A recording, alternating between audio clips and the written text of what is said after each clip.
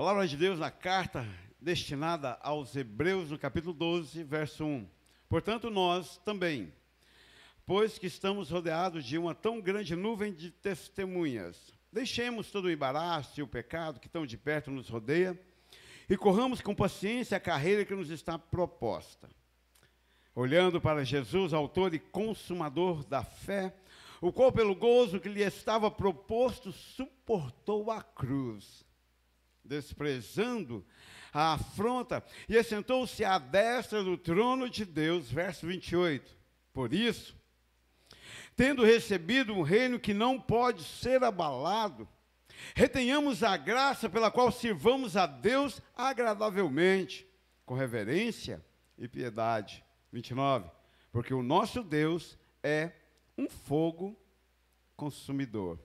Dou graças, Pai, eu te honro, eu glorifico a Ti.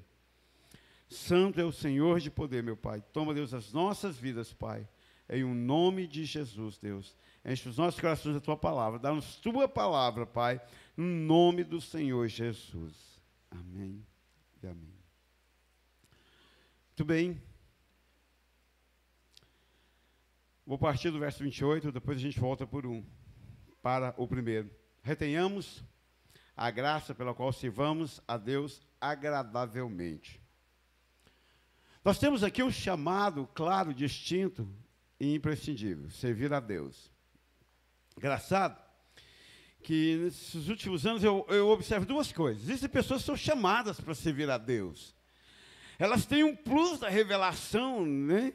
E é engraçado, duas coisas que eu tenho observado, é que quando o indivíduo ele não tem esse chamado para servir a Deus, e ele insiste em servir a Deus, ele vai morrendo aos poucos. Porque, convenhamos, se tem um trem que dói é ser rejeitado. E você está, dia após dia, oferecendo a Deus algo que Ele não te pediu, e como oferta de Caim ou de Abel, sei lá, enfim, e Ele não vai aceitando esta oferta, é algo que vai nos secando e matando por dentro. De igual forma, aqueles que são chamados e não ofertam a Deus e não servem a Deus, vão morrendo e secando por dentro também aos poucos. Porque há um chamado. Porque há um fogo que queima dentro do chamado de Deus, que nos conduz e nos impele e nos convida a servir, a deixar no altar a oferta. E parece que esse entulho de coisas que nós deveríamos fazer para Deus e não fizemos, vai pesando sobre nossos ombros. Mas o autor de Hebreus convida: retenhamos a graça pela qual sirvamos a Deus agradavelmente. E fiquei pensando nisso, então, que nós devemos servir a Deus agradavelmente. De forma agradável, de forma limpa, de forma tranquila. Então, ofertar a Deus precisa e deve e sempre causa, dentro do chamado de Deus, uma eterna alegria, que a Bíblia chama de gozo. A Bíblia chama de plenitude. A Bíblia chama de presença de Deus quem manda a oferta.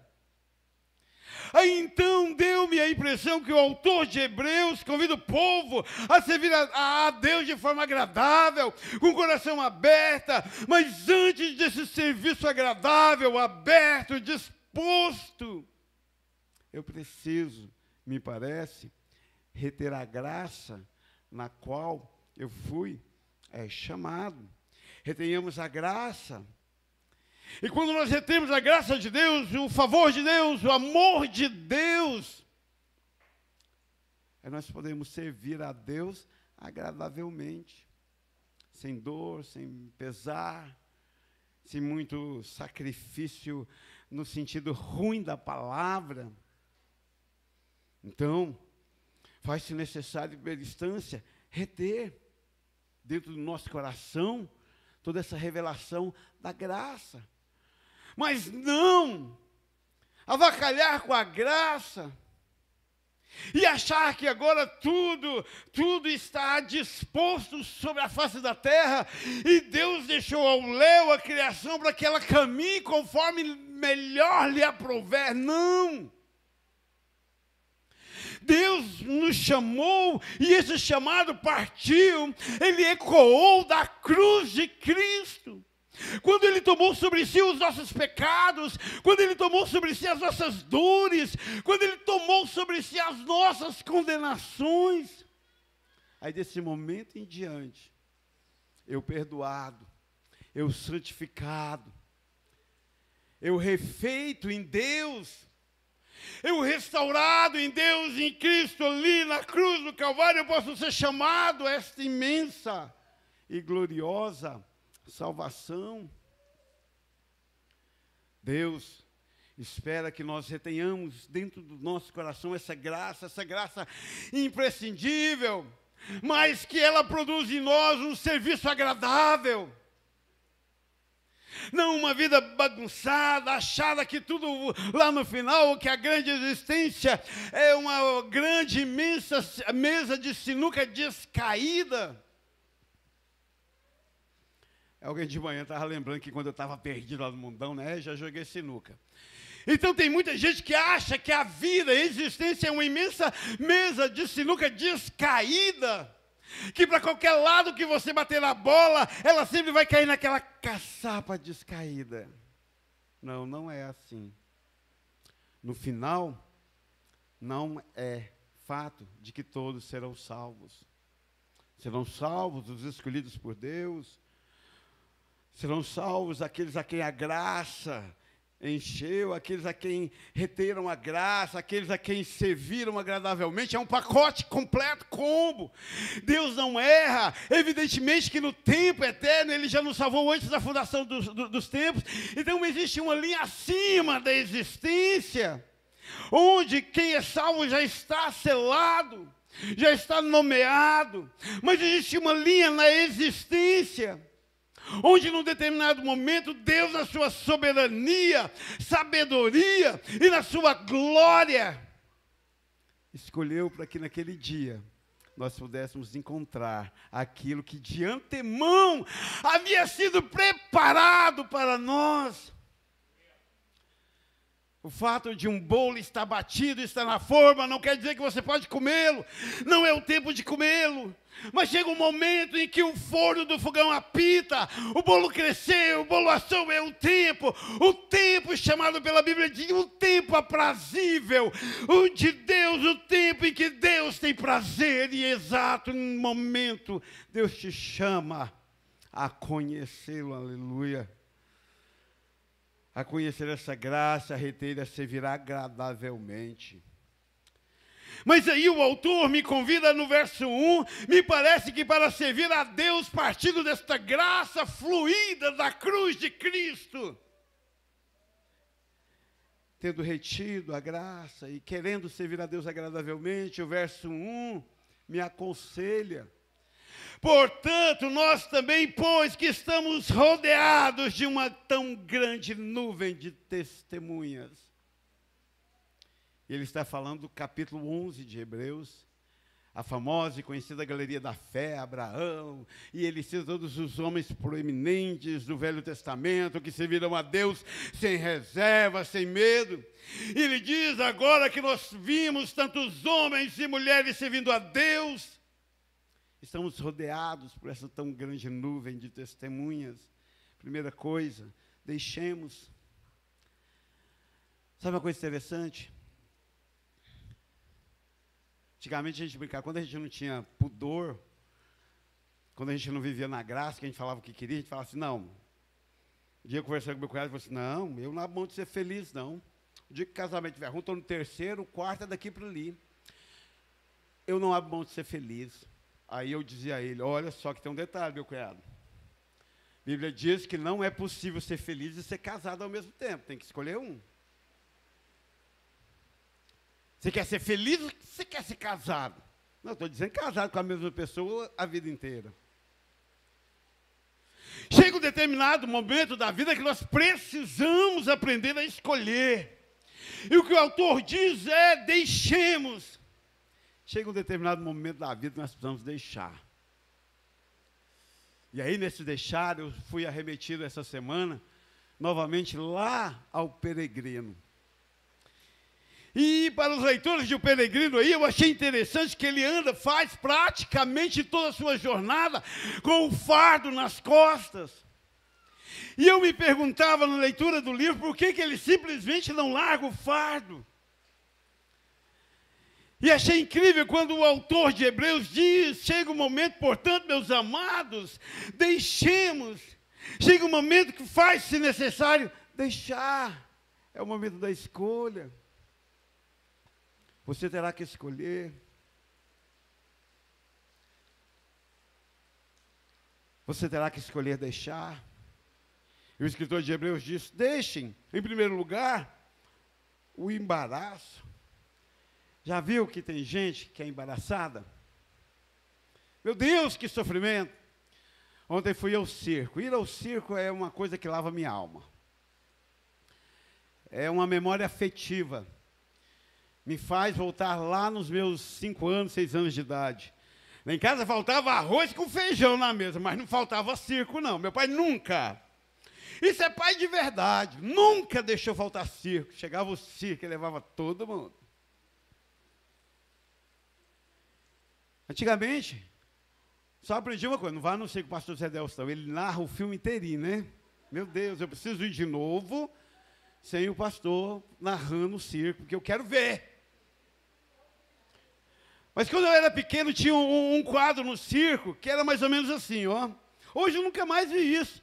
Mas o carinha, ele botava lá uma mesa, e ele botava na mesa um monte de vareta, e ele botava um prato em cima das varetas, e ele rodava o prato da vareta, e ele ficava rodando, e ele daqui começava a perder o impulso, caía, ele corria lá e rodava, e ele ficava de lá para cá rodando aqueles pratos nas varetas. Já viu isso? Eu tenho isso na memória. Fecho os olhos para dormir e vejo o carinha rodando os pratos. Tem gente que vive rodando prato. O filho está perrengado, aí corre lá no filho e pega a força da vida e vai lá no filho e roda o prato do filho. E aí o filho começa a pegar no tranco. Aí quando ele olha para lá, a vida financeira está começando a desabar. Ele corre para cá no pratinho da vida financeira e ele roda, faz conta aqui, faz dívida ali, pega dinheiro com a agiota acolá. Quando ele olha ali no meio, ele está quase sendo demitido, porque é um péssimo funcionário. Aí ele corre lá para o pratinho. Tem gente que passa a vida rodando pratinho, embaraçado.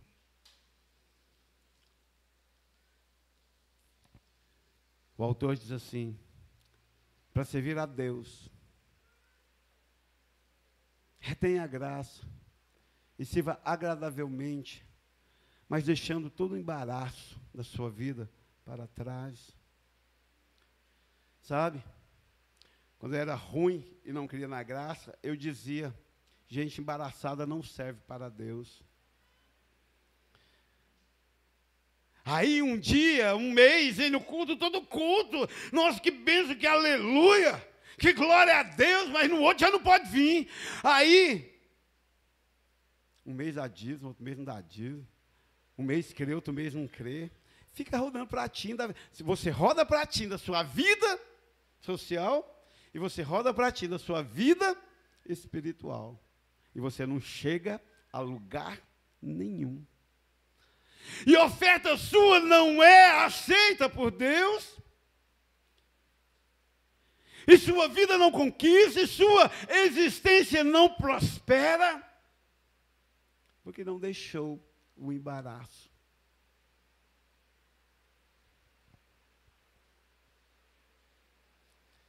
Deixemos então todo o embaraço. Mas no verso 1 ele ainda diz ainda, além do embaraço, deixem, quer servir a Deus agradavelmente, deixa o pecado. Deixa o pecado.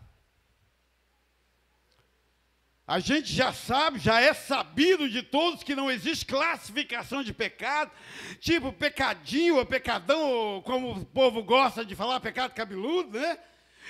Enfim, não existe isso. Existe pecado, existe afronta ao Senhor Jesus. Existe olhar para a cruz e não se reconhecer ali. Mas, meu querido, eu gostaria de dizer para você que o inferno é uma invenção da direita para oprimir a esquerda. Queria vir aqui e poder te dizer isso. Mas, biblicamente, eu te digo, o inferno é algo real, é algo terrível, é algo absoluto que, se eu creio ou não, ele existe e estará ali.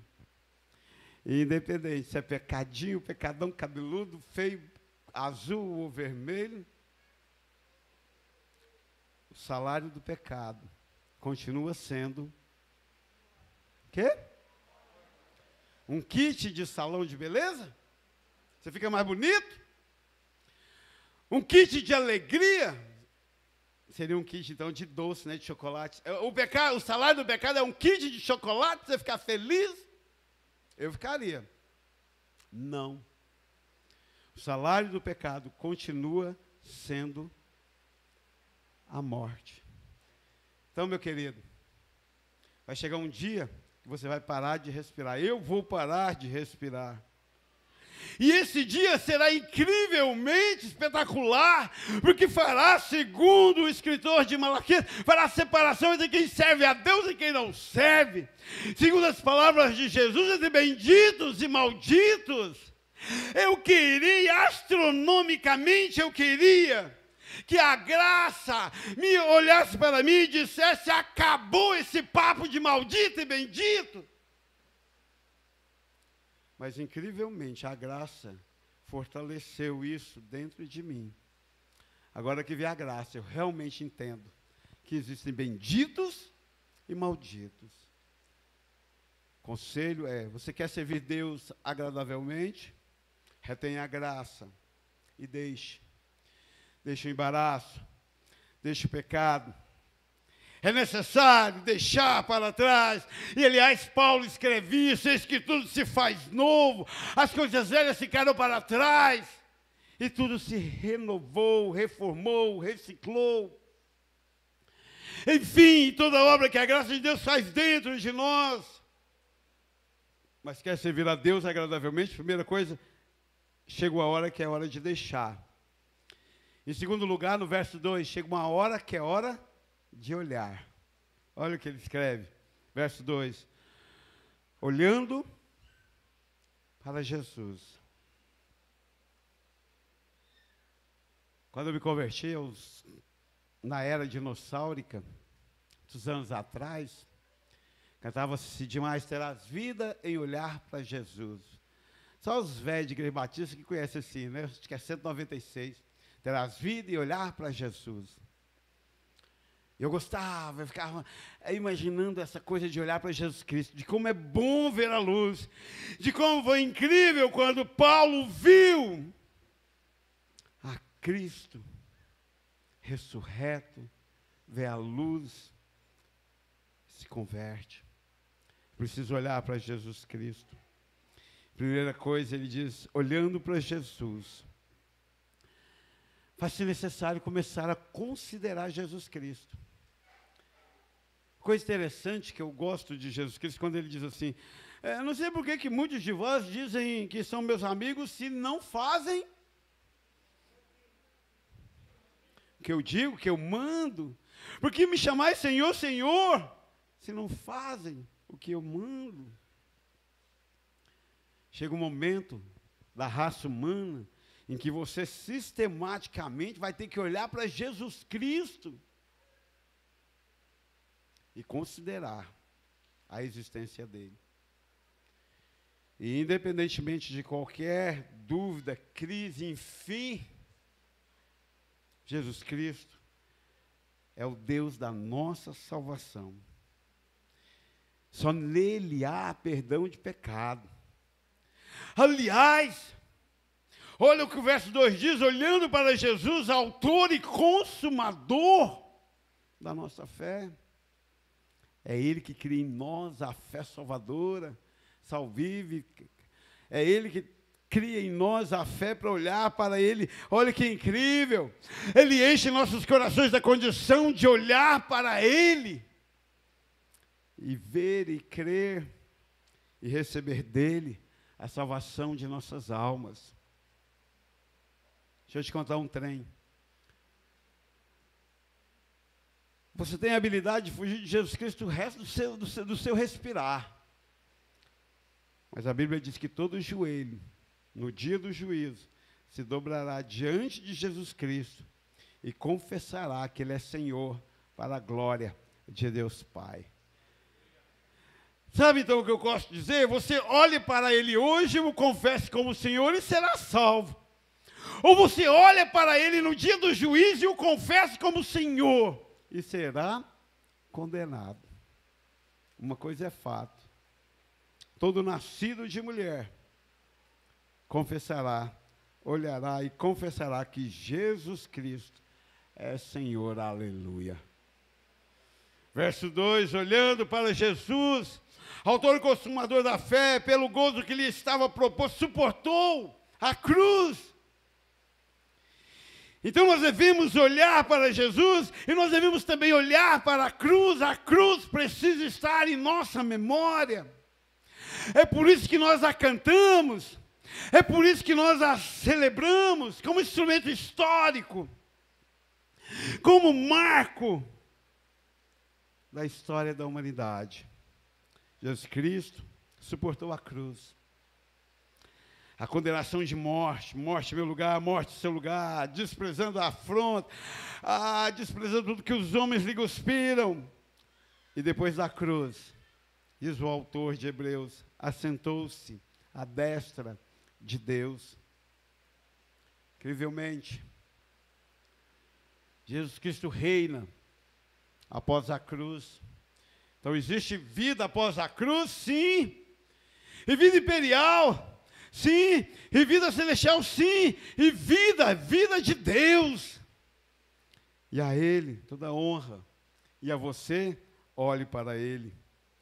E aí no verso 28, então, nós precisamos servir a Deus agradavelmente, para tal precisamos ter a graça. E iremos então no verso 1 deixar todo embaraço e pecado, no verso 2 olhar para Jesus e olhar para a cruz. E no verso 28, portanto, por isso, tendo recebido um reino que não pode ser, o quê? Abalado. Retenhamos a graça pela qual sirvamos a Deus agradavelmente. Mas sirvamos a quem? A Deus.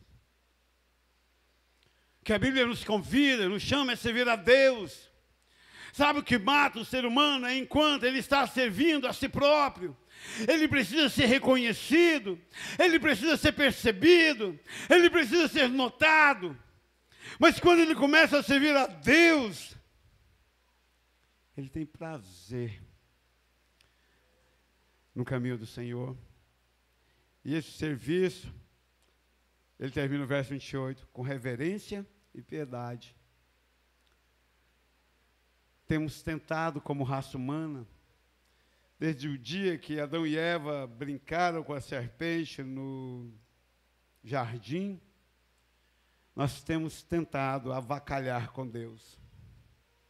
Nós temos tentado bagunçar.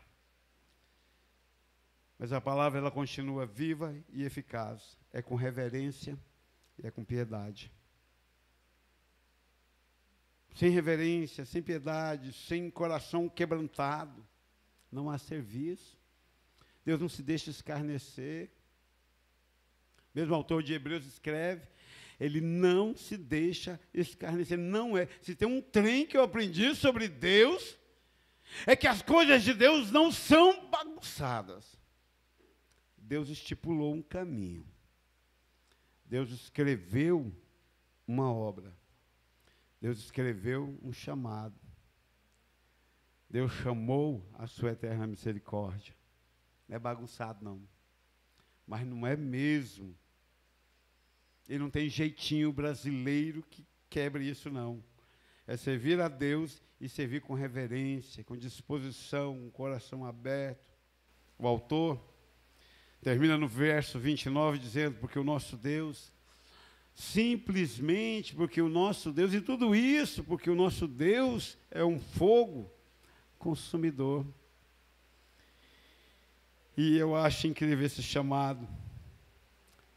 Retenham a graça, sirvam a Deus, E faça isso deixando todo embaraço e pecado, olhando para Jesus, olhando para a cruz, e servindo a Deus, e servindo com reverência, com temor no coração, de blasfemar contra a soberania e a santidade daquele que tudo fez, tudo criou.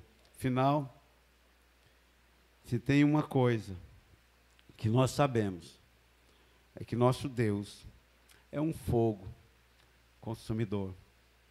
Mais cedo ou mais tarde, iremos nos deparar com essa soberania. E o melhor que podemos fazer neste caminho é reter dentro do nosso coração, com toda força, com toda a nossa alma, a graça. E que ela gere em você um serviço a Deus agradável, tranquilo, manso e cheio de alegria e de prazer. Dou graças, Deus, eu te honro, a tua palavra é santa, o Senhor é glorioso. Coloca cada uma vida, Deus, aqui, cada uma vida de casa, Deus, diante do Senhor, meu Pai, que o Senhor esteja, Deus, chamando, Deus, a comunhão contigo, Deus, derramando, Deus, a tua obra, Pai, no nome de Jesus, Pai. Faz teu querer, ó Deus, chama, Deus, ao teu discernimento, cada vida, da tua palavra, revela-te, ó Pai. Sabemos, ó Deus, que se o Senhor não falar, ó Pai, em vão fala o homem, Deus. Portanto, Deus, coloca cada um diante do Senhor, completa a tua obra, completa, Deus, o teu querer, a Deus, o teu chamado sobre a vida de cada um, Pai. A Deus, o chamado, Deus, no dia do juízo, de ser condenado, o chamado de te entender e de servir, completa o teu chamado. O Senhor é Senhor de todas as coisas, Pai, em o nome do Senhor Jesus. Nome de Jesus. Deus abençoe vocês e faça com a palavra de Deus a te dada nessa noite o que melhor lhe aprouver e coração